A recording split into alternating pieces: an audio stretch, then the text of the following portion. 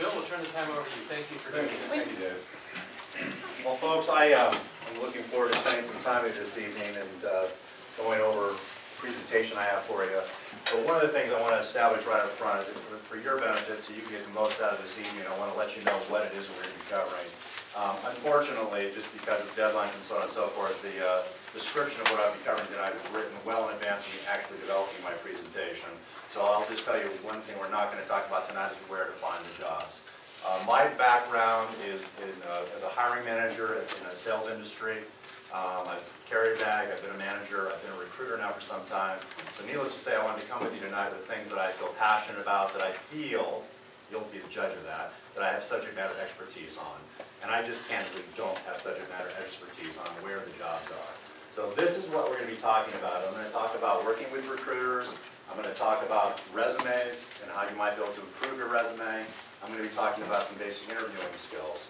And the reason I wanted to cover this up front is because, again, it's important to us that you get as much value out of tonight as you can. If for any reason this doesn't strike you as getting the most value out of this presentation we're hoping to get, please don't hesitate to go check out another presentation. I am not going to have my feelings hurt. It's really about you getting the most out of the evening you possibly can. So, having said that and giving you the opportunity, I don't see anybody moving. Oh, no, I don't see anybody moving, but I just thought that would be fair to you to try to get the most out of it. Also, you'll see my little note under there. I'm not handing out handouts of my slides tonight for two reasons. I found as a speaker that when you do that, people get busy reading your handouts instead of paying attention to the presentation. It's a distraction to you and me. And two, I'm just one of those tree hugger kind of guys. I want to waste the trees knowing that most of those will end up in the circular file. However, and I would also just tell you in all fairness that my presentation is more of an outline than what's going to be up in front of you is more of an outline than substantive and what's the content. So if you decide for any reason you want copies of my slides, come see me at the end of the presentation. Give me your name and your email, and I'll be happy to email this PowerPoint presentation to you. Okay? So without further ado, let's just jump on in. I've broken this up into the three sections we've talked about. If time permits, I'm going to try to hold questions if we can until the end of each of the modules. I'm concerned about the time. I want to try to get the whole presentation done. So every book you'll ever read in your entire life about how to make an effective presentation will tell you to make it as interactive as possible.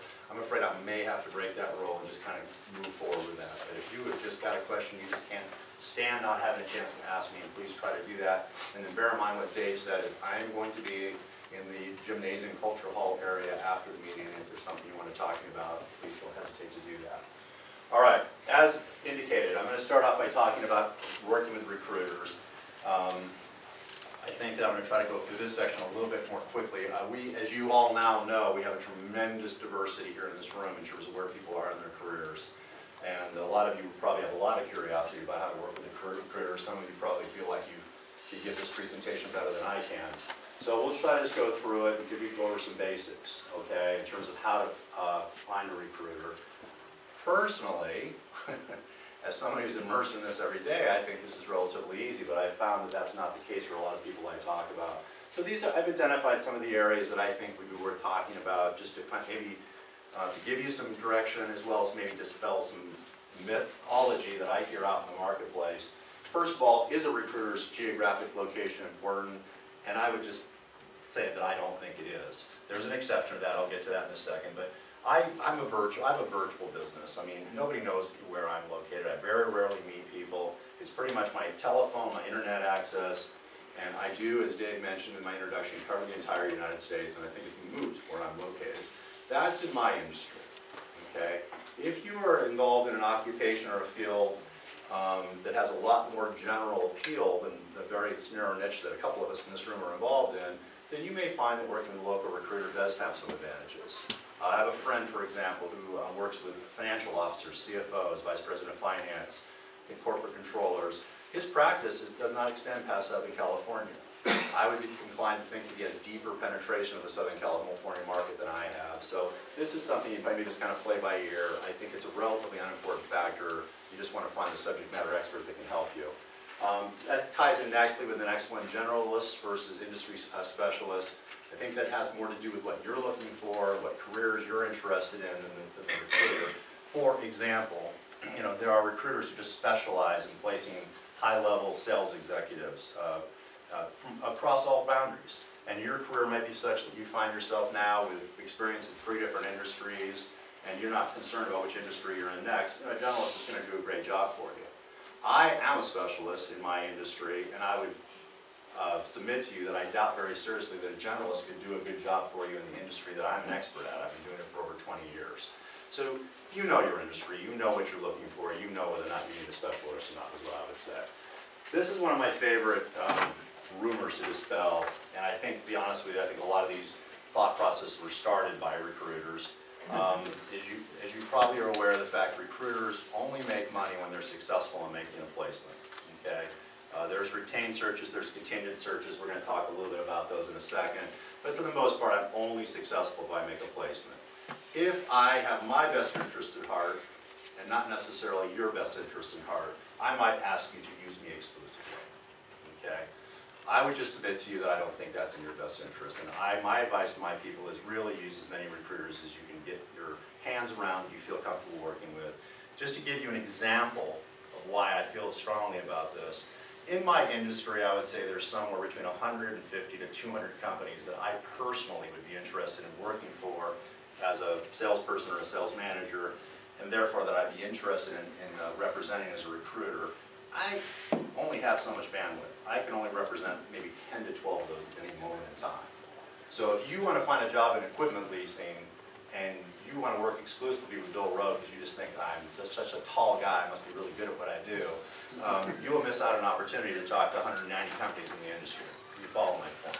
So I just think that's a statement recruiters make that's more self-serving than in your interest, and I just would say the more the merrier. You do, if you end up working with a, let's call it a stable, for lack of a better term, of recruiters, you need to manage the process.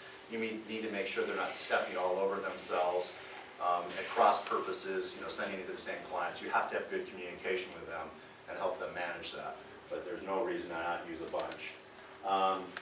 Will I have to pay anything up front to the recruiter? The answer to that, pretty simply, should be no. Should be no. I would tell you that recruiters should not be asking you for any types of fees or monies up front. I am paid quite well, thank you, by the clients that represent me. And I never collected 10 cents from anybody I've worked with.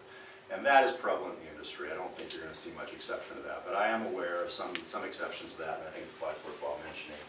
And then these 2 next points are, well, I don't think we'll spend too much time big firm versus small time. I'll just say simply there's advantages to both, and as you're rounding out your field of recruiters that you're working with, you'll find that there's advantages to both. I suppose I'm a small firm, so guess what, I'm probably a little bit biased, but not very much. The only concern I would have with a big firm is that if you've been assigned to somewhat of an entry-level recruiter. Recruiting is a field with a pretty low entry level. You'll get a lot of recent college graduates, people pretty new in their career, operating as recruiters. They may or may not be able to bring in as much value to somebody who's more seasoned. So that's just a factor to consider. If they've got a great team behind them, maybe even that's not a consideration, but just something to think about. And then this is another rumor that I hear all the time. What's superior, a retained search firm or a contingent search firm? And all candor, retained search firms seem to have some cachet to them. If you don't know what the difference is, what retained search firm is actually given a fee up front just to take on the search. So they're paid by their client to take on the search, and then they usually have certain performance metrics they have to live up to either get the balance of the fee, or sometimes they're even advance the entire fee up front. They do have an interesting situation because of just what I just described to you. They probably have a very in-depth relationship with their client. Their client has known them for a long time and trusts them so much to do a good job for them, they're willing to advance that funds to them. So that sounds like that's the way to go, but the problem is again, very narrow bandwidth. Very narrow bandwidth. They're only going to have that relationship with a very small number of companies. So my advice to you, and then contrasting that, contingent firms, which is well over 90% of my searches are contingent firms, or contingent searches, excuse me.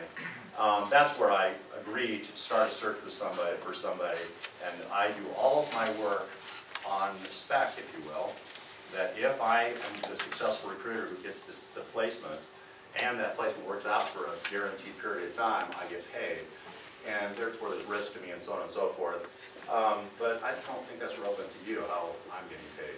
And it's just a matter of whether I can deliver the goods or not. So, for what it's worth, I think these are interchangeable. And these are just things that you'd look for in anybody you have a professional relationship with. I don't think we need to dwell on those too much. Oh, sorry. Okay.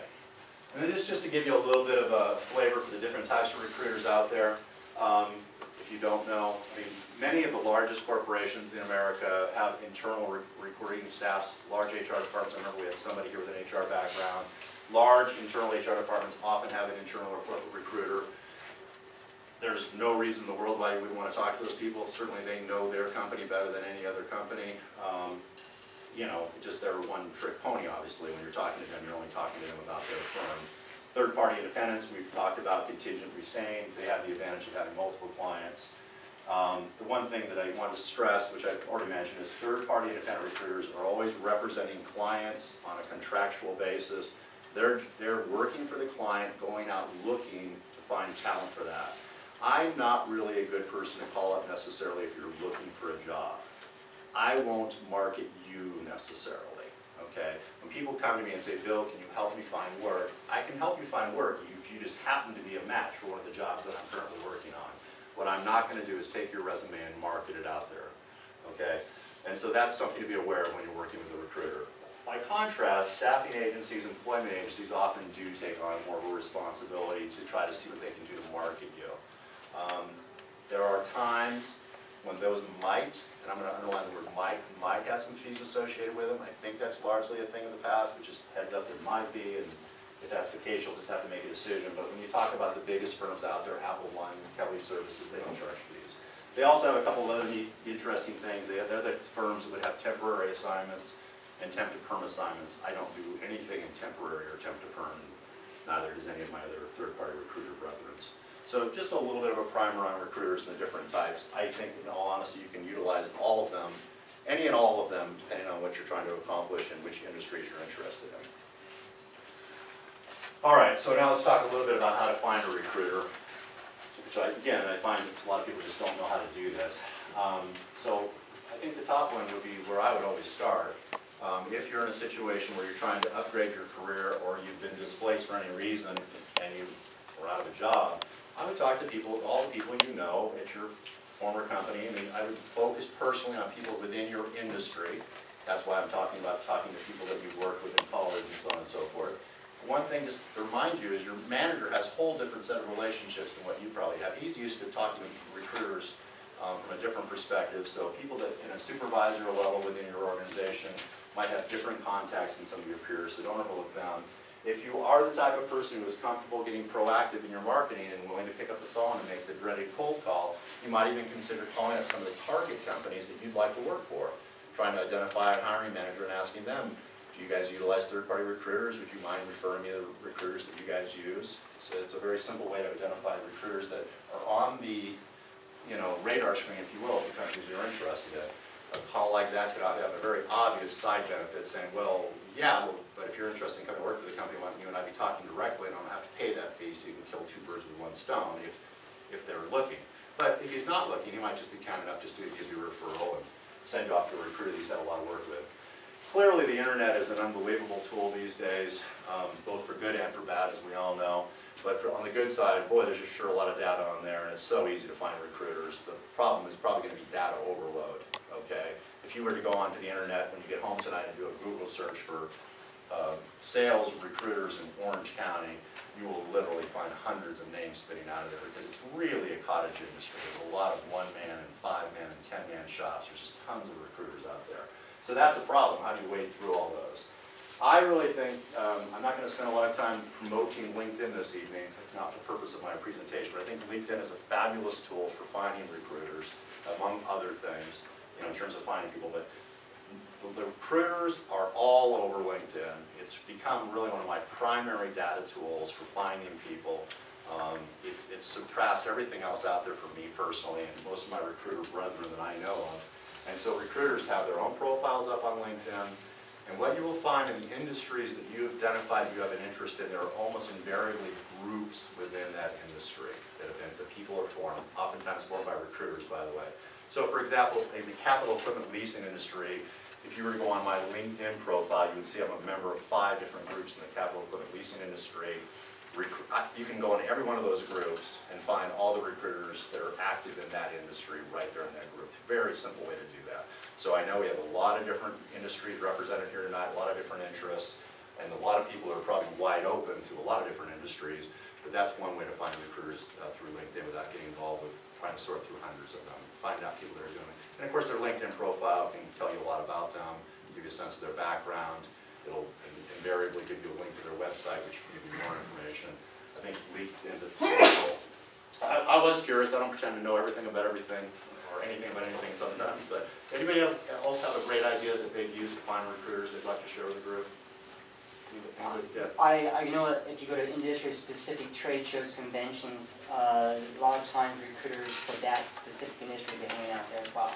Okay, that's great. Now, if you're unemployed, you probably can't go to those trade shows. So I'll tell you something I would do to do that. I'd call up one of my buddies who went to that trade show. You have a list of the attendees of that meeting. I mean, for example, in the equipment leasing industry, we have a big convention every year. It's very expensive to go. I don't always go, but I asked one of my buddies to send over a PDF copy of the attendee list, and that gives me the who's who. And so you can get that same information without flying over to Atlanta, Georgia, or wherever the conference might be. If the conference is local, it's a no-brainer as long as they let you crash it. Anything else? That was a good one. Okay. Let's move on. I apologize for the font on this. I tried to keep the slides a little bit less cluttered than this one, but I lost control. I apologize. All right, working with recruiters and qualifying it. I thought some of this might be giving some good information. I think we've covered over this now a couple of different times. There really shouldn't be any cost. You should be curious, in my mind, about their qualification. But I do want to make a general statement. Recruiters prove themselves to you very simply. They're either putting you in front of opportunities that you find interesting or they're not. Okay?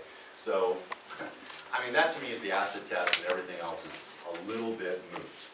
You may find you don't even like the person. Normally, we always gravitate towards people we like and trust, but for goodness sakes, if this person is putting you in front of great opportunities, you're not going to have a lifelong relationship with them. Once you get the job, you would say goodbye. So, even though I've got this pretty long list here, I just want to say that as a general statement, if they're putting you in front of the right opportunities, what else matters?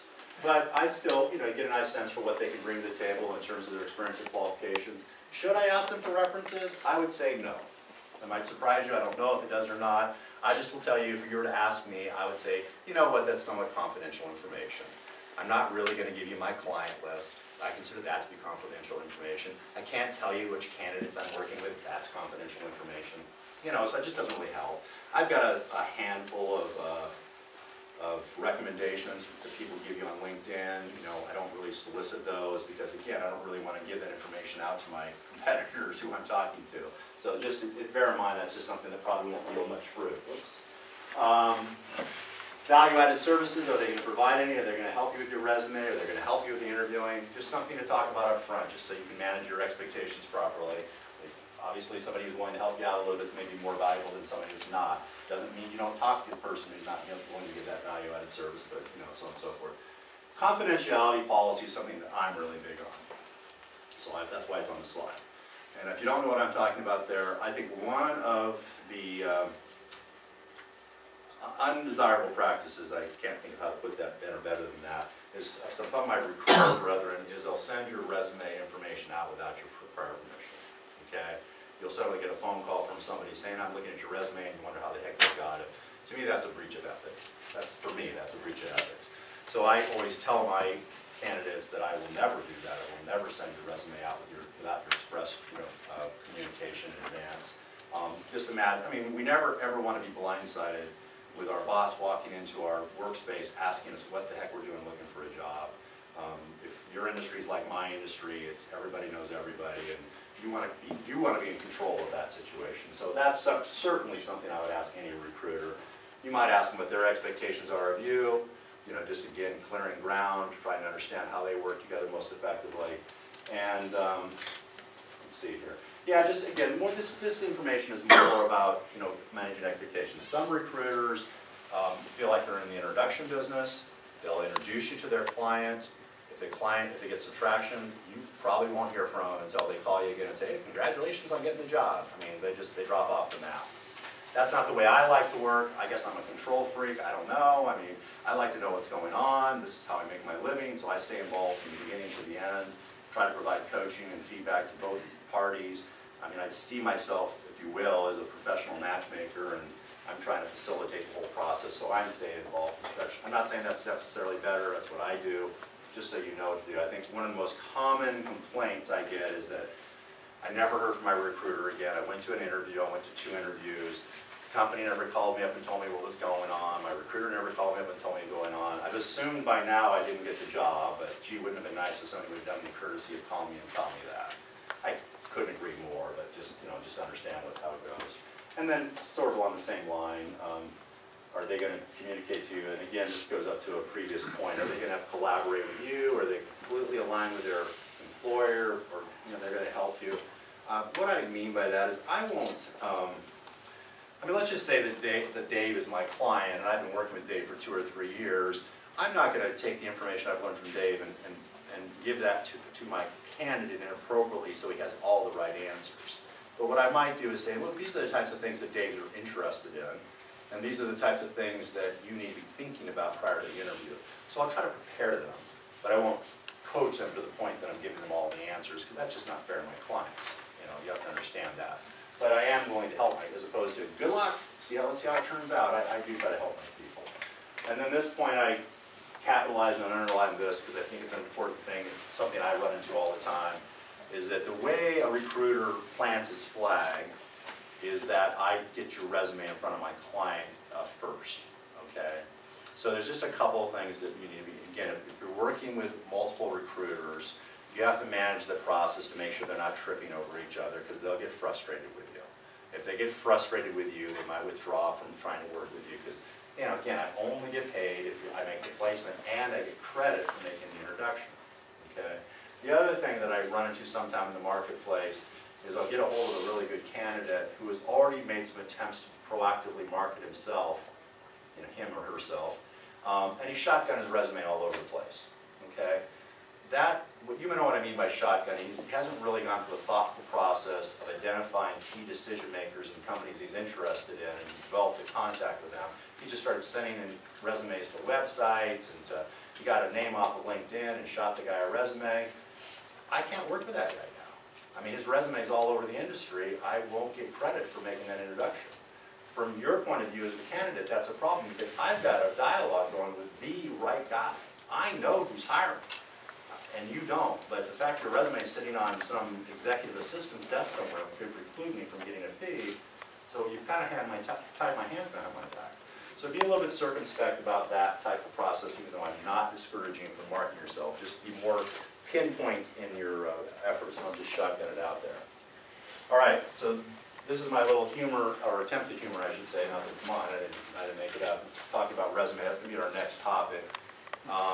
We are running tight on time right now, so I do want to keep things going. If you've noticed, I'm talking rapidly for that reason. But if anybody has just an incredible question about recruiters, they think, go ahead. When recruiters ask you, if you're working with multiple and they ask you if you're working with other ones, you just tell them that you're working with others? Absolutely. Yeah, it's all about open and honest communication. My expectation of you is that you're open and honest with me. You tell me if you're interviewing with other companies. You tell me if you're talking to the recruiters. So I'm not spinning my wheels, working on things that may or may not help you. And, I mean, I have some incumbent responsibility to ask you those questions, but I hope you'll be honest with me when I do. Anything else that comes up on recruiters? Okay, well, thanks. We'll keep things moving along then. I apologize that I am moving so quickly and I'm talking so rapidly, but I look at the clock and it makes me feel like we need to get through this. So this is going to be a little break out of what we're going to talk about our resumes. I have the next section, just to remind you, is on interviewing. I think there's some good takeaways from the interviewing too, but this is an area that I really see a lot of room for improvement in. I've got some great senior people in this room who've been out in the industry for 25 to 30 years. I've got guys who are just out of college. I'm going to submit to you, probably most of us can learn a little bit about some of their resumes. Now, my little disclaimer to you, everything that's about to proceed from my mouth in the next few minutes is my opinion. Okay? I mean, as I joke with my clients, my advice is free, and you know how much free advice is worth, right? It's, nothing. And so I'm going to try to substantiate why I feel the way I do, but it's up to you to decide if what I'm saying is right. Because I just about guarantee if you go out in that breakout room in a few minutes and ask 10 people for their opinion on everything I share with you, that you're going to get 10 different answers. So this is what I do every day. This is what's important to me. I'd like to believe I know what I'm talking about, but I think it's only fair to tell you I don't pretend to be an expert and absolutely the authority, you know. Nobody's bugging me to write a book about these things. All right, so this is my philosophy on resumes, and this is probably the biggest area of deficit I see in resumes. And we'll talk about it a little bit. You can read the slide, of course, but basically in a nutshell, your resume should allow the reader to be able to tell what you do, where you have done it, and this is the deficit, which is why I've underlined it, and how good you are at doing it. Okay? So, I mean, that's where I just see people not good at. The average resume I see has got a ton of information of what your functionality has been. I've worked at this company, I worked there for this long, I did this, this, this, and this.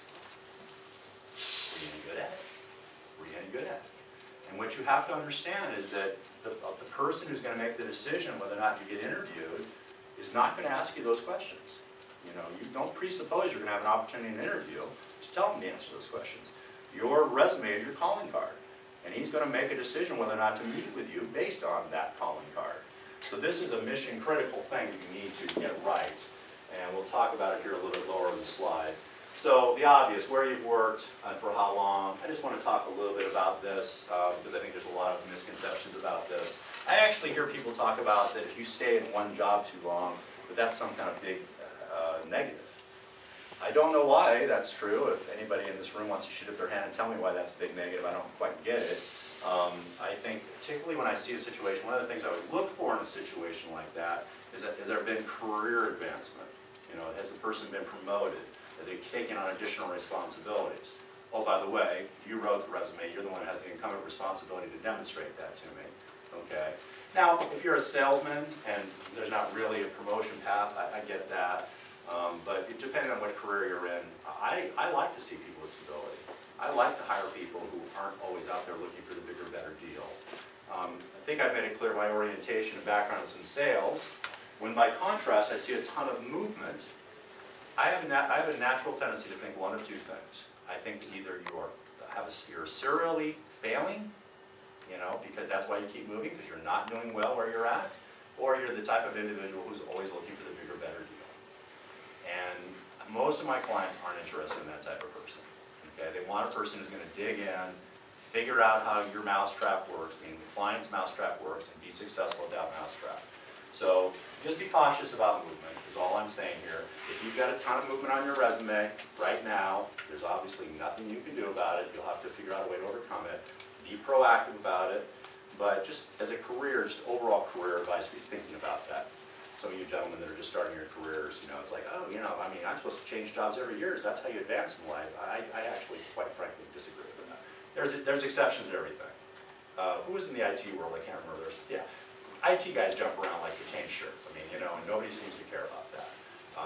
So there's exceptions to everything, but I think overall my advice is sound. Okay?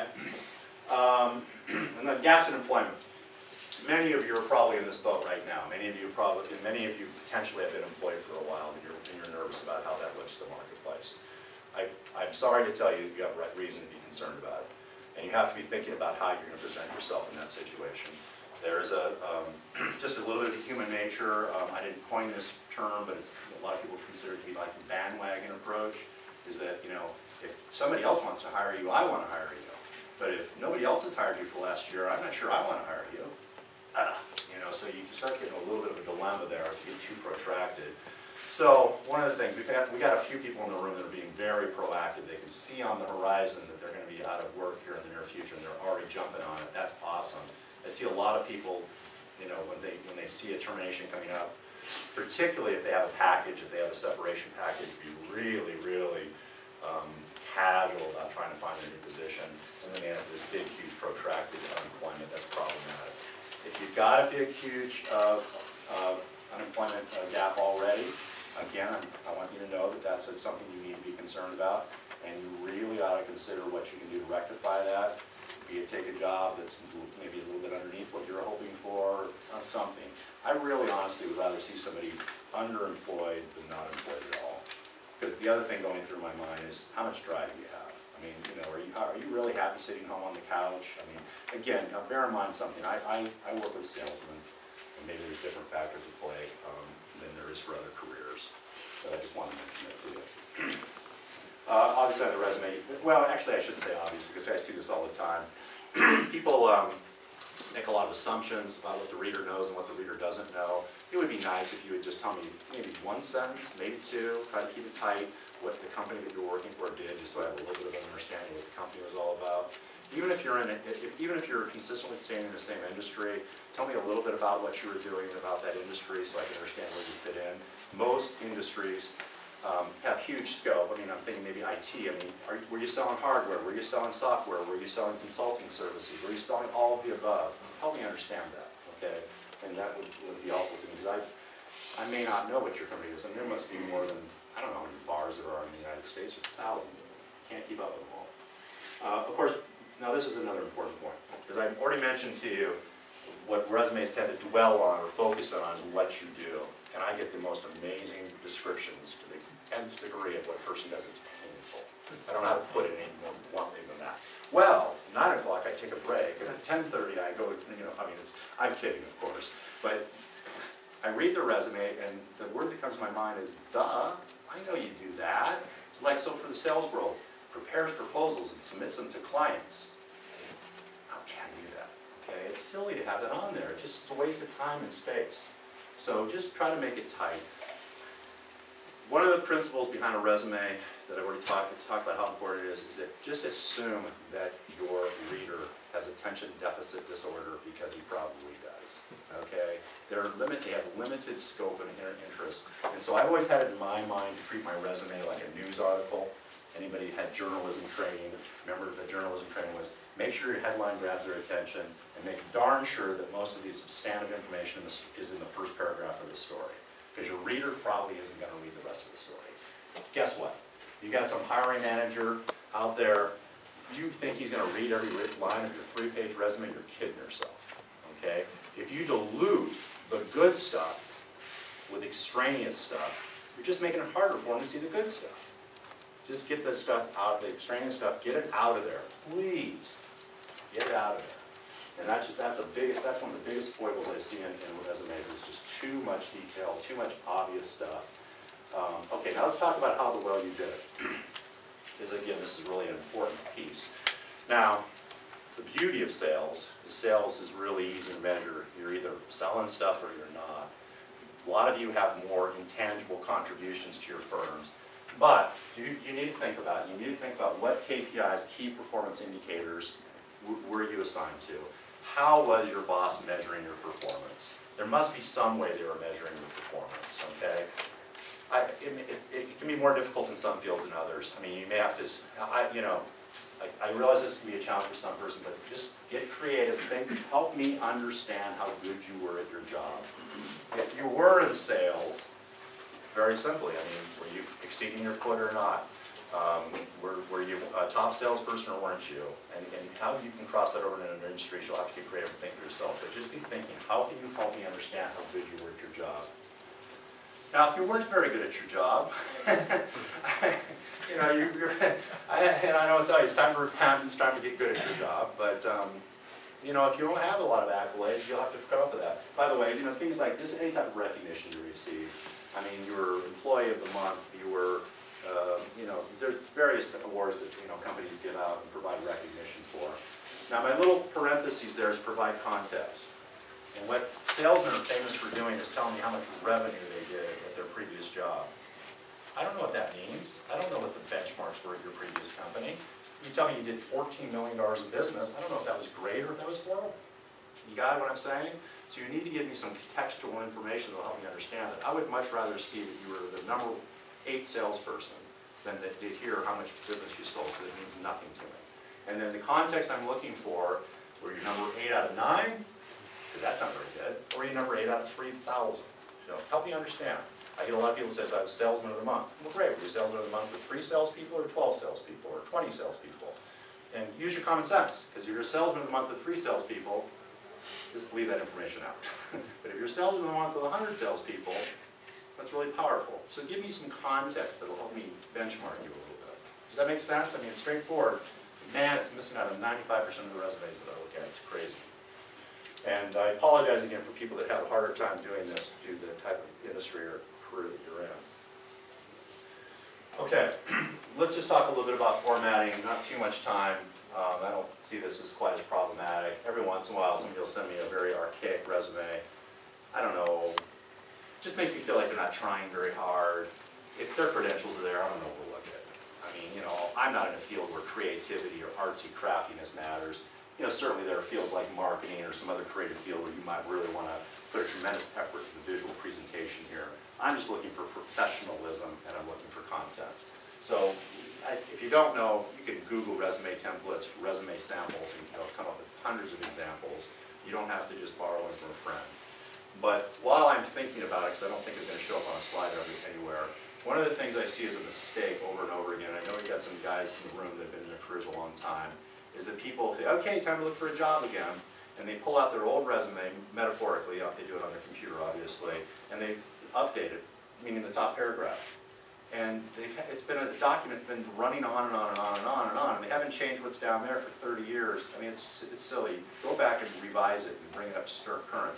And basically, in a nutshell, prioritize the more recent events and deprioritize the lower events. There's no reason why you should have 10 bullets for a job you had 15 or 20 years ago. That's just nonsense. So, but that's what people do. They just stick stuff on top of it, you know. So just keep it up to date that way. Just remember that even though everything's done electronically this day, I still think it's a good idea to come into an interview with a good paper copy of it. Font, just keep it simple. Keep it simple and professional. This is a personal Bill Rowe pet peeve. I don't like to see things cut off. I just think take the time to format the thing and structure it in such a way that you're not cutting things off. Whether that'll ever cost you a job or not remains it. But this one I think is worthwhile. I look at a lot of resumes that are really poorly done.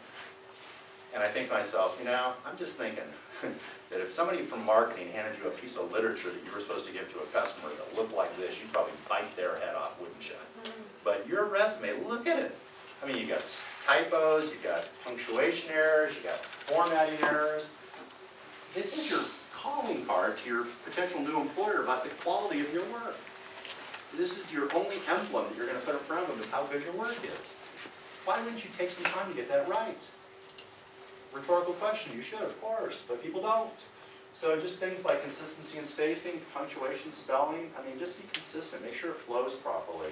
Don't have single spacing here and double spacing here. Don't have everything lining up here and then all of a sudden it's lining up here. I've seen it all, it just really drives me crazy. You would think, well, who cares? I mean, who cares? I'm not, you know, I'm not in a job where, you know, designing marketing material, that's not what I'm applying to. Again, it's reflective of you. It's reflective of how seriously you're taking the process, and I just think it's a mistake. It's a simple one. If you put a little time into it, it's a pretty simple one to fix. Okay. This is another thing that frankly, annoys. Is that too strong a word? I just don't understand it. I mean, people will send me resumes that are just so generalized. Okay. Now, a lot of times, you know, because I am in a specific industry, that's not an issue. But sometimes I get a resume from somebody that says, you know, seasoned salesperson, interested in healthcare, technology, equipment leasing. I mean, it's like, are you kidding me? Why are you sending me this resume? I mean, that's like asking me out for a date and saying, I don't care who I go out with, you know? I mean, are you kidding me? I mean, so just you take the time. It's okay to have that general resume on file, kind of as a working document, but once you are applying for a position, think about that position and focus in on that position and customize your darn resume, please. And say, I really want to go out with you. I want to make sure you understand, you know, I mean, just please personalize it. Okay. Don't lie on your resume. You know, every company worth working for right now is going to do a background check. I mean, there's exceptions, small, little, tiny companies maybe, I don't know. But the companies that you have on your list of companies you'd love to work with, they're going to do a background check. Why do you want to get all the way through the interview process, just have them trip you up in a background check and lose the opportunity? That doesn't make any sense to me. Don't make up college degrees you don't have. Don't make up work experience you don't have. I just don't think it's a good idea. Not to mention the fact that we're part of the BYU Management Society and believe in that base, but I just think it's bad business practice. I think it's going to bite you and it's going to hurt you in the end. And there are situations where people get terminated from jobs because somebody went back and learned something about somebody's career that was misrepresented on a resume. So it's just a silly thing to have hanging over your head. I think the other thing worth mentioning here is that it's become the practice no longer, for some of you guys in the room who have been doing this for a while, no longer people put their street addresses on resumes. I don't think you're ever going to get a letter from anybody anymore. But I see a lot of people who forget to put their email on their resume. That's an oversight. Everybody wants your email. People like to have your mobile phone so they can get you anytime they want to. But it doesn't hurt to have your landline on there too, assuming you have one. So city and state, because people want to know where you are. But just leave your street address off of there. And then there really is no reason to ever have an objective on a resume. That's an artifact from when I got out of school 30 years ago. I rarely ever see one that I think brings value to the resume. They tend to be very generic. They tend to have a lot of catchwords that don't mean anything to me. They're not necessary. Leave them off. If you want to, that type of information should be in a cover letter. If you want to do that, I do recommend cover letters. I'm not going to talk about cover letters, but I do recommend it. And the only thing I want to say on that is that it once again bothers me when somebody doesn't make the time to write the cover letter to me. To whom it may concern, and it's not that bothers me. It's just that everything is so general, and it's like, do you have any idea what it is? I'm responding mainly to periodically I'll put some of the positions I'm trying to fill on job boards and things like that. And it's obvious to me that this person has used this cover letter for the 30 jobs they responded to that day because they didn't take 3 seconds to customize it for mine. It's insulting, quite frankly. It just shows me, well, you don't really care about my job, so that's important to me for what it's worth. One question.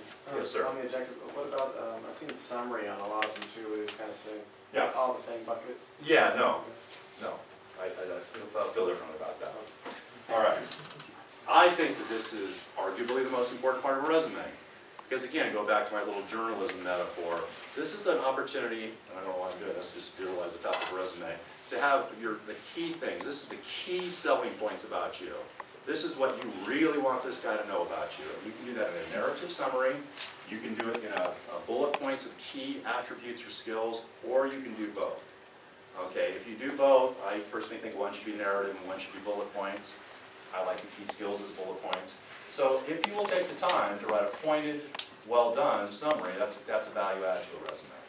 Not this, I am seeking a job in sales. I mean, it's like, anyway, tell me about you, tell me why I would want to meet you. That's what I'm looking for. What about you makes me want to meet you? And what skills do you have? Okay, now where do I have this on this? Well, first of all, let me just make a comment here to skip around a little bit. I get a kick out of people who say, these are my best skills, and they list 45 of them. And I go, wow, you're really good at a lot of stuff. But more importantly than that, it dilutes it. Which one really are you good at? I don't really know. And also, as you probably can get from my previous comments, I think there are probably things on there that don't need to be on there. So this is your mission. Your mission is to put yourself in the position of the hiring manager. Okay? Try to be creative and try to think, if I was hiring for this position, what skills do I think would be important? Okay, I make my candidates do this all the time. They don't like me for it, probably, I don't know. But you know what? Almost invariably, they come up with a really nice list of the same things I'm thinking about what are important. And then guess what I ask them next? I say, now, do you see any of those on your resume? And it's not there. I mean, they put stuff on there that's not as impactful. I mean, so like, for example, in a sales role, guess what I like to see for most sales jobs? I'm a voracious hunter, cold collar machine. But instead I'm really good at customer relations. And anyway, I'm not going to get into any more specific examples because it varies from field to field to field. But your job, you're the expert, or you need to try to get expert on the job you're going after. What do you think the skill sets are that are going to be important for that hiring manager is looking at it and going, yeah, great, I want to talk to this guy. So I'm going to use a sports metaphor. I use those a lot. If you're a major league pitcher, and you're applying for another job as a major league pitcher, you're going to put on specific things about there. You're going to put on your earned run average. You're going to put, your record. You're going to say what your batting average of right-handers is against. You're going to put very specific information on there. If you're now, on the other hand, going for a more general type of approach to your stuff, you might say what a great athlete you are. Oh, okay, this is my physical size. This is my vertical jump. This is how fast I run the 40-yard dash. just think about it. Am I really going after something really targeted, or is this something more general skills? Either way, I want to get the reader to know something about me that will help them decide they just want to. Okay, other than the fact that I've done the job before. Yeah, I was a major league pitcher. I've been on, I've pitched for 23 teams now, and I'm no good at it. But, bring me on in for a trial. Why not? You get my point. Okay. Let's see, I think I feel like I missed something, but maybe I didn't. Oh, the very little common thing that I see is that I'll see a list of 9 or 10 things. Oh, by the way, I guess I should give you an answer to that. What is the magic number, Bill? All-knowing Bill Rowe. I'm kidding, of course. I think that you should probably have maybe 6 to 10 key things, and keep it symmetrical. So if you've got 2 rows of 2 rows, maybe 4 in each or 5 in each. If you've got 3 rows, maybe 2 in each or 3 in each. I think anything more than that's dilution. Okay. What was that per position? No, that's for on your resume. The key attributes that you think will help the person want to meet you. Okay, those key skills that you have. Keep those down there, and then we'll put them in order of importance. The most important one goes on top. I don't know. You may be thinking that's so obvious, but I just can't believe how often I see something to the contrary. It's just they got the less important things at the top. I think it's just normal. Most important first, less important last. I don't know. Maybe I'm wrong, but that's what I think. And I'd like to think that you think that, and I'd like to think that you're thinking about the important skills the same way I am. You and I agree on what the most important skills are. And that's one of the other reasons that's important to me. Okay. So we fly along here. We're running out of time. Okay. I just want to make a couple of really quick comments on this because this is fairly obvious. I rarely see a resume structured any differently than that.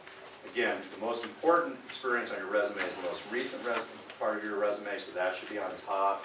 The only exception is from time to time I see people get a little creative on their resumes. It's very acceptable, particularly if you've done a lot of different things, that maybe you've had 4 jobs and only 2 of them are relevant to the position you're going after. But you picked up some skills at those other jobs that you think would be relevant to the position that you're going after. You really want to focus on that position. So what you can do is extract skills and experience you've had from these 4 positions and list them at the top of the resume as experience. So work experience, I did this, I did this, I did this, I did this, I did this. These are the key skills that you pulled from that work experience that you think apply to this new position. And then underneath it you have the chronological listing of those jobs. Okay? Because you want to tell them that too. But that's a different way, because otherwise, maybe the job you had 3 years ago, 3 jobs ago has a lot of really pertinent information that you think really applies to this job you're applying to. And you can't rely on that reader to get down to that 3rd job. You just can't. So that's something to think about in terms of formatting your resume, other than just the very standard, this is my last job, this is the job before this job before that. If you feel the need to pull out experience from different jobs, it might be good to go with that alternative approach. And if this is something that I'm confusing on, maybe we can talk about the breakout. Did you have a question, just a sir? comment on that. That's pretty powerful, actually. Resumes are just where you've been, what you've done, and we want to show where we're going from here. And Right. it's really important, I would emphasize that very close. Thank you. We have a second witness. Do we have a third? No, I won't. Okay. This is something I don't like. I don't like it. Oh, sorry, sir. Go ahead. I have a quick question about the work history. I'm in the National Guard, and so I basically have a part-time job and my civilian job. But when you put in my work history, I basically have 2 jobs that are like start about the same time and go till present. And do you think that'd be confusing and all to? It can be. It can be. But Is there I any think, way to like? No, I think that most people are going to get the National Guard. So you should have some kind of just explanation. Part-time National Guard, part-time National Guard. And you just can try to make it easy for the reader to pick that up without them having to think it through. And I think that something like National Guard, they'll pick it up, but I see that all the time. By the way, thanks for opening up another can of worms. If you are moonlighting somewhere, you leave that off your resume, okay?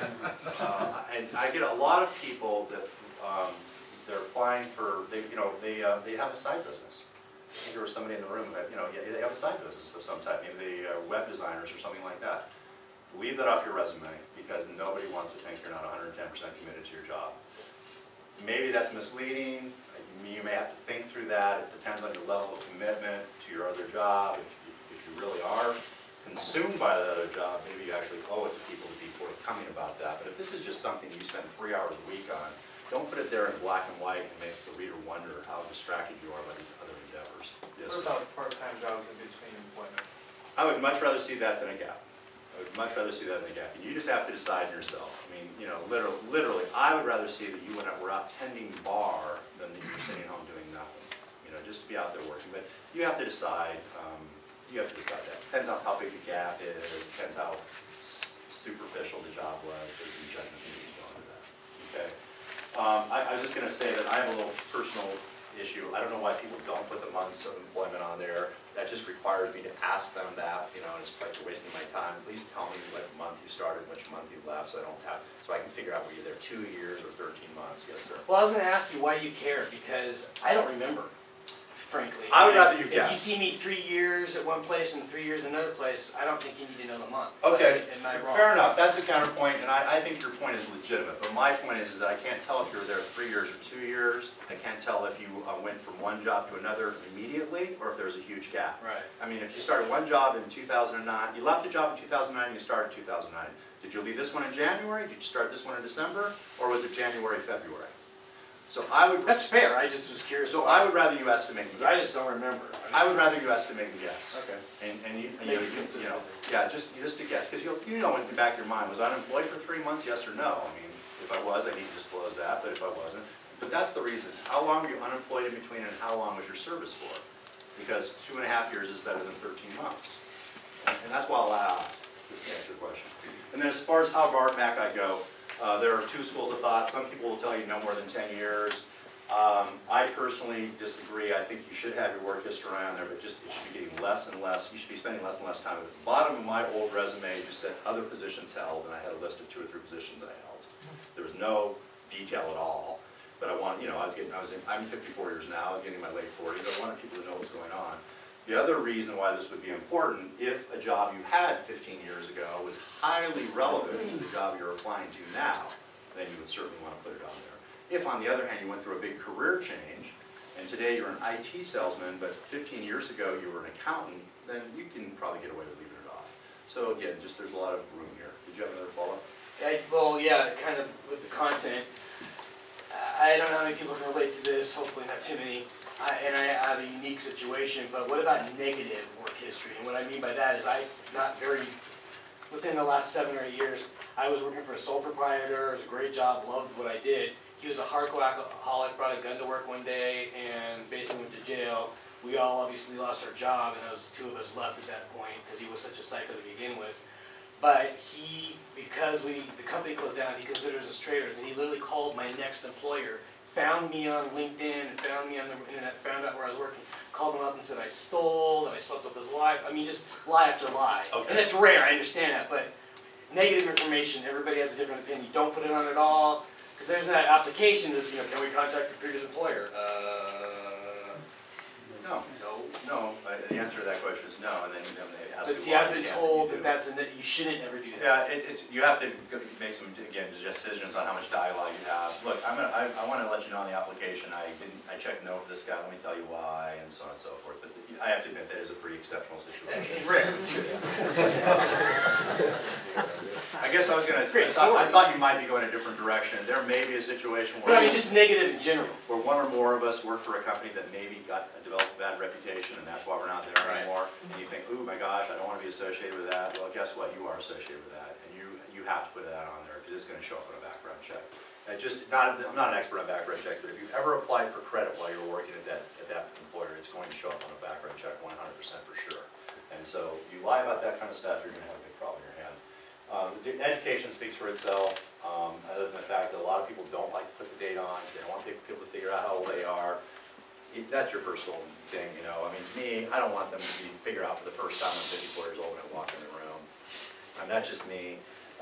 But a lot of people, when they get older, don't want to put the date on there, and there's no problem with that. Although I immediately go, oh, they're old. Because, you know, so I'm not sure what you're accomplishing. All right, we need to power through this real quickly. Additional training, this is one of the things that bugs me a little bit, is when people put industry accreditations and training and things on there that have nothing to do with the job. I mean, I'll give you an example. Real estate license. I'm a licensed California real estate agent. So you're not applying for a real estate job. Why is that on it? I'm a CPA. So just keep it relevant to the position, just like everything else we talked about. People love to put their hobbies on there. I've never gotten that one either, really. I don't get me wrong, I think in an interview situation, you're more than able to talk about personal things and to try to develop rapport, but people put things on their resume, and you're just taking a chance. You're taking a chance that someone's going to interpret that wrong, okay? Let's just say that you decide to put on the resume that I'm very active in my church, the Church of Jesus Christ of Latter-day Saints. I'm proud of it. Great, okay, but the reader may not be proud of it. I mean, do you want that to cost you getting a job? Maybe you do if they're, you get my point. You have to decide over it. I guess one of my favorites is, I'm a wine connoisseur. Because then my mind goes, so your hobby is going home and drinking. Is that what you just told me on there? My mind is spinning off under control. Just leave it off your resume. Do you mind if I just power through it? Because we're I running just out of had time. filled out 3 applications lately where they ask hobbies. They ask hobbies. They ask hobbies. And I feel okay. because Well, I tell you what, you want to stick as neutral as you can. right. My hobby is working out and being in shape so I can give you 110%. That's, but because I tell you, you show anything to 5 different people and they're going to make up 5 different stories to go with it. Oh, yeah. So that's my point of having that on there. Why would have it on there? Oh, references available upon request. Just leave it off your resume. Just don't worry. That's just silly. I mean, I know you're going to do that. That's why I was kind of a wise guy about that. Let's see. We really are running short of time, and I apologize. But longer than necessary. I hit this point home. I'm just going to hit it one last time. Resumes tend to be too long. Please read through it and then delete the extraneous information. I don't think that a resume has to be 1 page. Some people believe that. I think that's silly. 54 years old, there's no way I can get my resume on 1 page. But I really have to be very, very circumspect about having it go more than 2 pages because the reader just isn't going to read it. So do what you can to keep it on 2 pages. I think that's worthwhile. But that doesn't include putting it in 7 fonts so they can't read it, okay? People do that all the time too. I would suggest that you probably have stuff on there that doesn't have to be on there. You can bring it up to 10 or 11 or 12 font. Do that. Again, from a formatting point of view, right there at the bottom, I don't think it's a good idea to have a page, any document that's 1 1/4 page, 2 1/4 pages. If you've got a little hang on there, figure out how to get it up there, or to get it to be a little bit longer. Just a formatting issue. It just drives me crazy. Okay, I think that's it for resumes, but unfortunately, just a quick comment, professional resume writers, they can bring value. If you are written document challenged, they probably will bring you value. One thing I see, I can almost instantaneously tell when a professional resume writer's been involved for 2 reasons. They use a lot of language that doesn't mean anything, buzzwords, whatever. It's just like, I'm going, what does that sentence even mean? I don't even know what that means. But what the real problem is that if you have somebody write your resume who doesn't know anything about your industry, they're not hitting the important points. Okay? And so I'll read somebody's resume that I can tell them they're professionally written. I go, okay, but that doesn't really tell me what I want to know. It's really well written, it's pretty, it's attractive. So if you work with a professional resume writer, please collaborate with them. Make sure they're integrating into the things, the resume that you know are important, and then let them use their skills to make the resume more attractive and better written. Okay? And that's it there on that. Yeah. All right, so interviews. Another quick attempt at that. Yes, sir. Yeah. Okay. If that's good for a juggler, great. If not, we're moving on. So we got 5 minutes, and so I'm going to try to make a quick decision on where I think we need to spend most of our time. You think the first 2? Yeah. Okay. Let's go into preparation real quick. And I'm going to put it as fast as I've been talking so far. Believe it or not, I even have another here. I'm going to try to go even quicker. Okay. This is so critical. I think we all know this. I think we've all been told this. I don't think this comes as a surprise to anybody. I tell you, people drop the ball on it. Okay? People come to interviews all the time, unprepared. They don't really know about the company. I, honest to goodness, want you to know about me, and I want you to be able to tell me why you are here. Okay? What do you know about my company? So many people come in here and say, here I am. Fill me up, give me information. Yeah, okay, that's part of the interview process, but I want you to have done some work. Show me I'm special. Show me I'm special. I'm so special you were able to sit up on your internet, whatever. Back when I got out of college, that was hard work trying to do research on companies. Now on the internet, come on, give me a break. Go on their website, try to figure out something about them. Don't hesitate to bring notes to the resume. Now, I'm really big on bringing questions to the resume. I think that's critical in terms of differentiating yourself from the pack. I think, again, great questions can help demonstrate what I just talked about, that you're prepared, that you've done your research. The types of questions you ask says a lot about you. I can learn a lot about the person's comprehension. I learn a lot about the type of questions they ask. I'm really big on this. But for goodness sakes, don't ask any of the questions that come after the word no there. You're not negotiating anything. You never negotiate anything until you've got two motivated parties. So you have to wait. Of course, I just love it when people ask me about vacation time in the first interview. I go, okay, I can see where your head's at. But any of those are no's. Okay, I think that kind of, I guess I realize I'm skimming over this for the interest of time, but I didn't get the sense of that. Okay, this is another thing that I think is worth emphasizing, okay? If you really want to shine in the interview, would you please take the time to anticipate some of the questions that you think might come up and really actually rehearse the answers? I've been a salesman now for over 30 years. If I have a very important presentation I'm making, I prepare for that presentation. I might, script out things I'm going to talk about. I may not rehearse it because I've been doing that so long, but when it comes to things like that, my wife is a teacher's aide for a school district. She will tell you I helped her get that job by helping her rehearse her answers to the questions. Because when somebody asks you a question, you want to come across as confident, and you've thought it out, and if you're stumbling and thinking and pondering, it's not going to happen. So it's worth making the effort to do that. You should be prepared to give your own personal elevator pitch about who you are and what you're all about. Too many people go into interviews with a very passive point of view, saying, I'm here to be taught, I'm here to answer your questions. You should go to an interview with a little bit of your own agenda, saying, what is it I want them to know about me? What is it that I want them to know about me? And you look for an opportunity in the interview to share that information with an elevator pitch about yourself you're prepared to give. And even if you've just got to raise your hand and say, Dave, something really hasn't come up yet, I wanted to share with you. If you don't mind if I take a second here in the interview to do that? I go, no, well, I really want to tell you a little bit about myself, and so on and so forth. And that's an opportunity to do that. Which dovetails into the next slide real quickly. You should be prepared. Oh, I was going to talk, okay. Well, anyway, age bias. Guess what, guys? It's real. I can't pretend it isn't. It really is real. So these are some of the things you need to think about in terms of overcoming that. Do you have energy? You need to demonstrate. The concerns people have with older candidates is do they still have energy and enthusiasm? Do they still have the drive to work hard? Are they coachable? Older people have a tendency, and I'm one of them, to get locked up. And I've done that before. I know how to do that. You got some guy across the room from he wants to be able to teach you how to get it done. So you demonstrate that you're coachable, and make sure you fit into the culture. I literally had a guy on the phone saying, I was telling about my client, and I was saying, there's a lot of young people in there, and he goes, yeah, those whippersnappers, they think they know everything. He really actually said that. I thought, boy, you say that in an interview, you're just dead meat. So try to fit in with the culture, but try to demonstrate that you've got energy and enthusiasm, that you've got a drive to be successful and work hard to be a top performer. And I think this one is really big that you can demonstrate that you're coachable. Now, I apologize for out of time. I didn't get the whole presentation that you actually are. You've got another presentation you want to get off to. Thank you for your time today. Thanks for coming by. I will look forward to being with you in the cultural hall. Enjoy the rest of your evening.